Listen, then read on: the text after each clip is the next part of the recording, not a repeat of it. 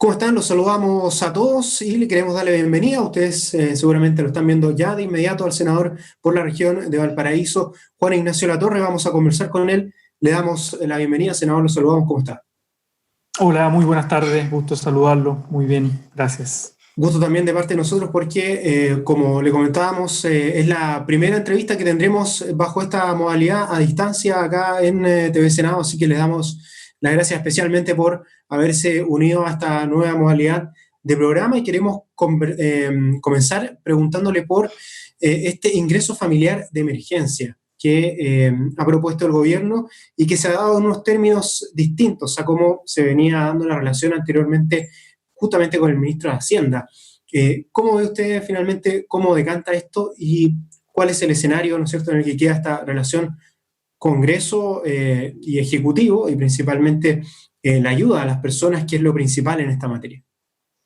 Sí, yo creo que acá el foco, lo más importante es cómo ayudamos a la gente a proteger su salud, con este mensaje, ¿no?, de quédate en casa, de cuida tu salud, a un conjunto de personas en Chile que no tienen protección por contrato de trabajo, porque no tienen sus empresas donde trabajan, pueden acogerse a la ley de protección al empleo. Por lo tanto, nosotros dijimos desde un inicio, cuando aprobamos esa otra ley que cubre a todo el sector de trabajadores formalizados, quedan fuera los trabajadores independientes, los trabajadores a cuenta propia, mucha gente que trabaja con boletas de honorario, gente de la economía informal que no tiene ningún tipo de formalización, valga la redundancia, entonces la propuesta del ingreso mínimo de emergencia, que nosotros desde la oposición levantamos con mucha fuerza hace tiempo, la propuesta de una renta básica de emergencia para este periodo, no de manera permanente, sino que para este periodo, una renta básica de emergencia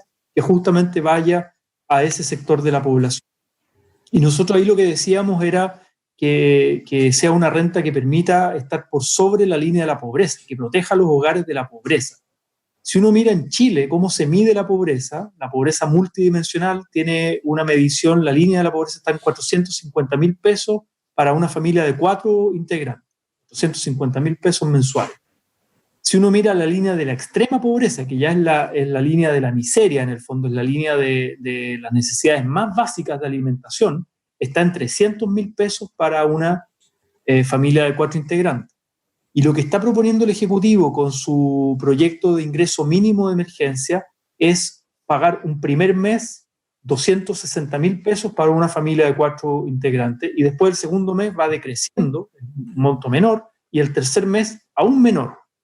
Entonces nosotros criticamos desde la oposición muy fuerte el proyecto, aprobamos en una primera instancia el monto global, que eran $800 millones para gastar en esto, pero rechazamos y no se aprobó en el fondo el contenido mismo por el mecanismo de distribución. Hicimos la crítica, por un lado, que es un monto insuficiente, que está por debajo de la línea de la extrema pobreza, por otro lado, que no cubre a todo el universo del sector independiente, cuenta propia, economía informal, queda gente fuera, y por otro lado, el que sea decreciente. El gobierno insistió en su veto presidencial, manteniendo más o menos el mismo esquema, amplió un poquito la cobertura, incluye también adultos mayores sobre 80 años, 75 años, amplía un poco la cobertura, pero el monto lo deja tal cual y la fórmula decreciente la deja tal cual. Y eso es lo que se vota en la Cámara de Diputados primero, en el Senado después. Obviamente nosotros no vamos a oponernos ni a rechazar o a obstruir que esos recursos le lleguen a la gente, porque por más insuficientes que sean, igual son recursos que le llegan directamente a las familias y que se gastan en las necesidades básicas y se gastan finalmente en la economía, se reinvierten en la economía. Pero vamos a mantener un punto político muy claro de que esto es absolutamente insuficiente. Yo creo que es mezquino con las familias más vulnerables, con las clases medias también. Insisto, acá va a quedar gente fuera que va a salir a protestar rápidamente porque no va a poder quedarse en casa justo en un momento donde van aumentando la curva de contagio. Y que va a tener que salir a trabajar probablemente, a buscar, digamos, el dinero día a día, que es como se ve en la calle, que hay personas que inevitablemente tienen que salir a trabajar. Justamente este tema económico, social, está encadenado con un tema sanitario, de salud. Y justamente a ese punto lo quería llevar ahora. ¿Cómo ha visto usted las medidas para la región de Valparaíso? ¿Cree que podrían ser más estrictas estas aduanas sanitarias que se han puesto? ¿Son suficientes con la región metropolitana, viendo que allá es donde están por largo trecho la mayoría de los casos?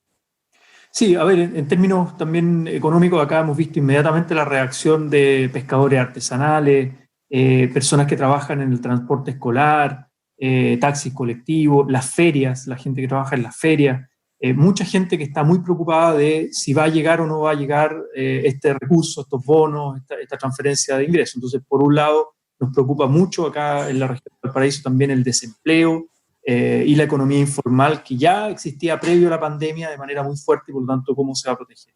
Y en términos sanitarios, claro, está muy bien las aduanas sanitarias para evitar que el contagio, digamos, que ha sido muy explosivo en la región metropolitana, es muy impresionante la explosión de las tasas de contagio en la región metropolitana, y al estar tan cerca la región de Valparaíso, es un riesgo enorme que ese contagio se vuelva también acá a la región, porque además hay mucha gente que circula por trabajo, por distintas modalidades, circula entre una región y otra. Desde luego los parlamentarios, ¿no? La mayoría de los parlamentarios que viven en Santiago se tienen que trasladar a Valparaíso, o si yo vivo acá en la región, pero me toca ir a Santiago por distintos motivos, etc.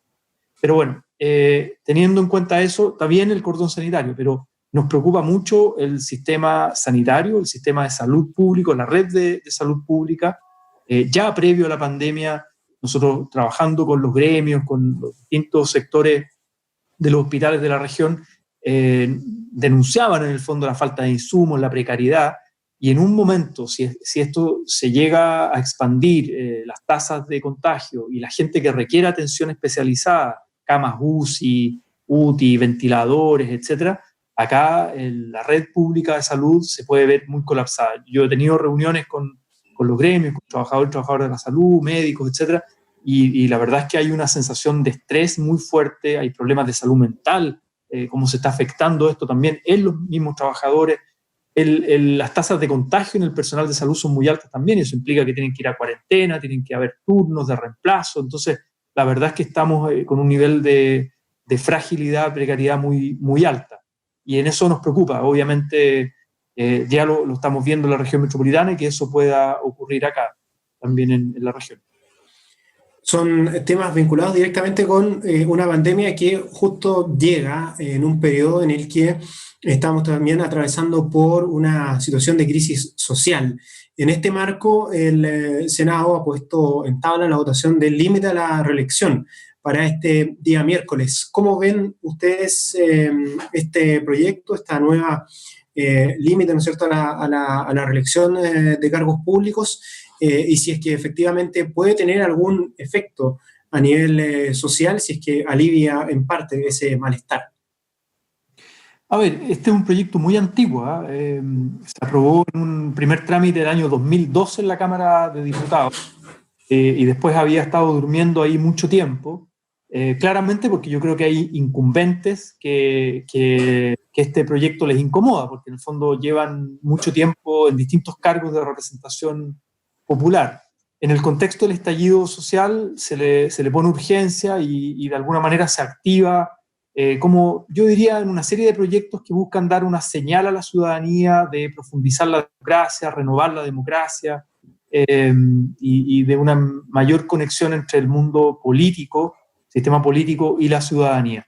Y en ese sentido se empieza a tramitar en el Senado, en la Comisión de Constitución, se presentan distintas indicaciones, yo mismo presenté indicaciones, y ya está pronto a votarse en sala este día miércoles.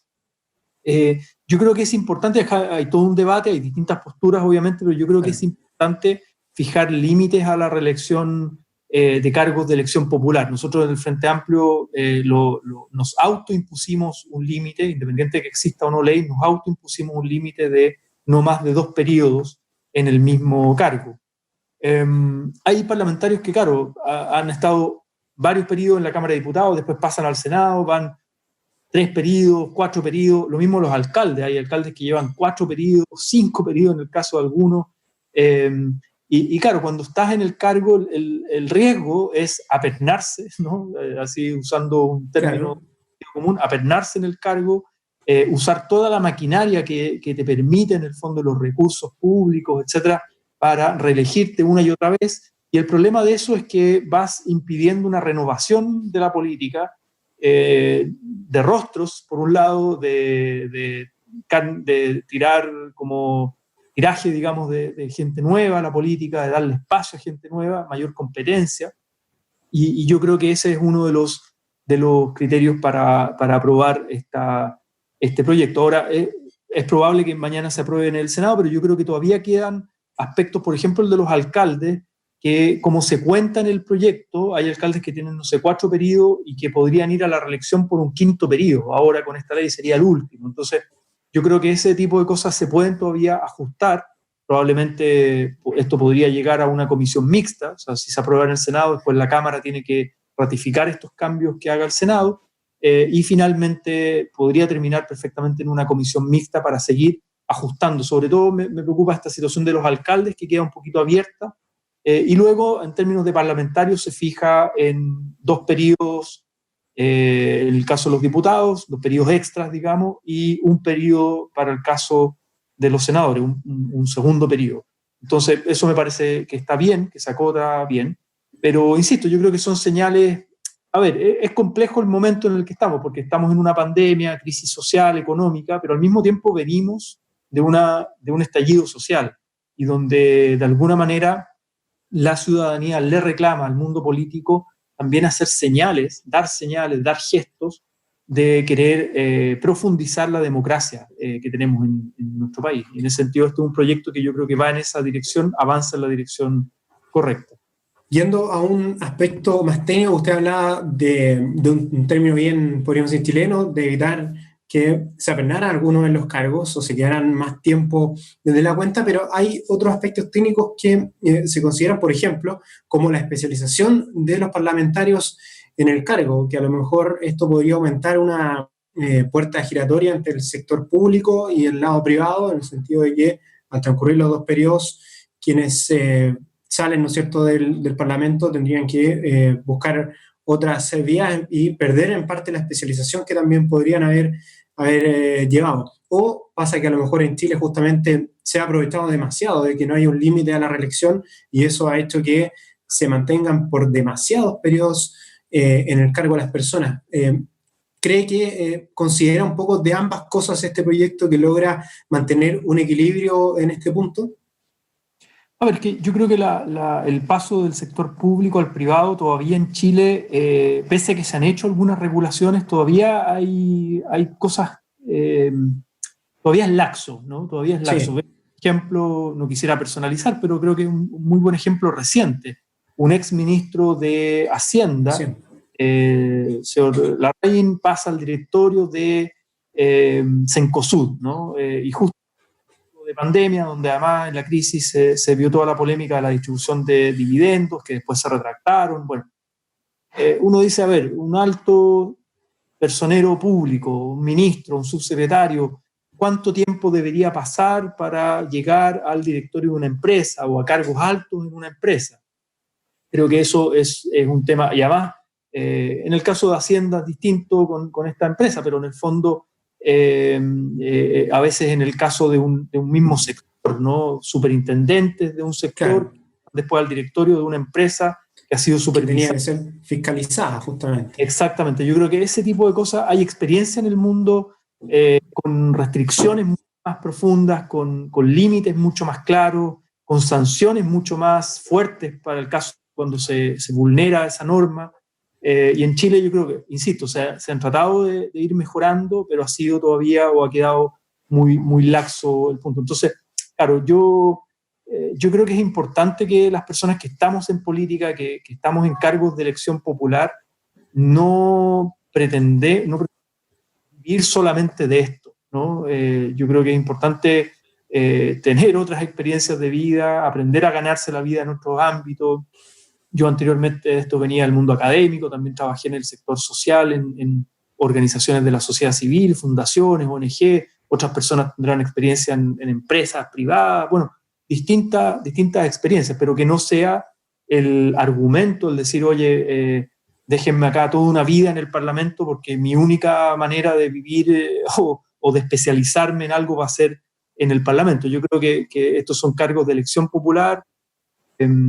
Finalmente, claro, depende del voto y la confianza de la gente, pero creo que es importante regular, poner algunos límites, porque de lo contrario, los incentivos para reelegirse permanentemente de manera indefinida son muy altos, digamos.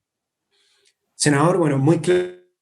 Este es un tema muy contingente que va a tener su votación en el Senado en la jornada del día miércoles. También podría, como dice usted, ir a una comisión mixta. Llegamos al tiempo de esta conversación. Le agradecemos por haber participado. Nos volvemos a reiterar. Ha sido el primero en estar junto a nosotros a distancia en esta entrevista de TV Senado. Así que le agradecemos, senador Latorre. No, muchas gracias a TV Senado y que estén muy bien. A cuidarse en este tiempo de pandemia, que es importante el cuidado personal, colectivo y solidario también. Que estén muy bien. Como mensaje, nos despedimos juntos entonces. Hasta pronto. Será hasta la próxima. Chao, chao.